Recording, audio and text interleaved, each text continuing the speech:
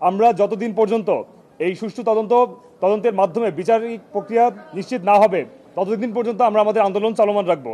এবং একই সাথে এটিও বলতে চাচ্ছি, আপনারা জানেন যে বিচারিক প্রক্রিয়ায় পূর্ববর্তী সময়ে যে ধরনের বিচার সংঘটিত হয়েছিল সেখানে আমরা স্পষ্টভাবে আমাদের জায়গা থেকে একটি সন্দেহ প্রকাশ করেছি এবং যার নিমিত্তে পরবর্তী সময়ে স্বাধীন তদন্ত কমিশন গঠন করা হয়েছে।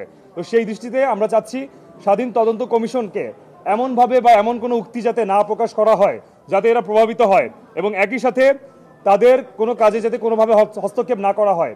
এই বিডিআর রিলেটেড ইস্যুতে সম্পূর্ণভাবে কার্যপরিধির মধ্যে স্বাধীন তদন্ত কমিশনের কার্যপরিধির মধ্যে সম্পূর্ণ বিষয়গুলোকে নিয়ে এসে যাতে পর্যালোচনা করা হয় সেদিকে স্পষ্টভাবে নজরদারি করতে হবে। এবং আমরা স্বরাষ্ট্র উপদেষ্টা বরাবর একটি লিখিত একটি স্মারকলিপি প্রদান করেছি এবং সেখানে এই বিষয়গুলো আমরা স্পষ্টভাবে উল্লেখ করেছি।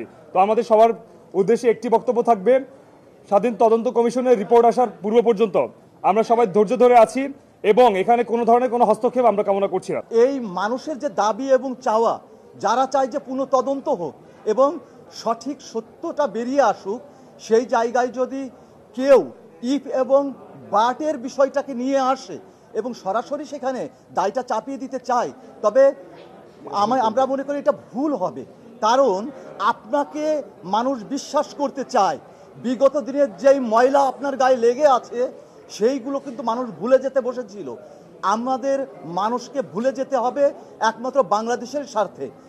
আমরা বরাবরই চেয়েছি সার্বভৌমত্ব আন্দোলন থেকে যে বিডিআরের যারা প্রকৃত দোষী তাদের শাস্তি তো হতেই হবে, এবং তাদের মাধ্যমে এখানে বিদেশি শক্তির যে ষড়যন্ত্র ছিল সেইগুলো যেন প্রকাশ পাক এবং তদন্ত কমিটির মাধ্যমে সেটা অতি দ্রুত প্রকাশ পাবে বলে আমরা বিশ্বাস করি।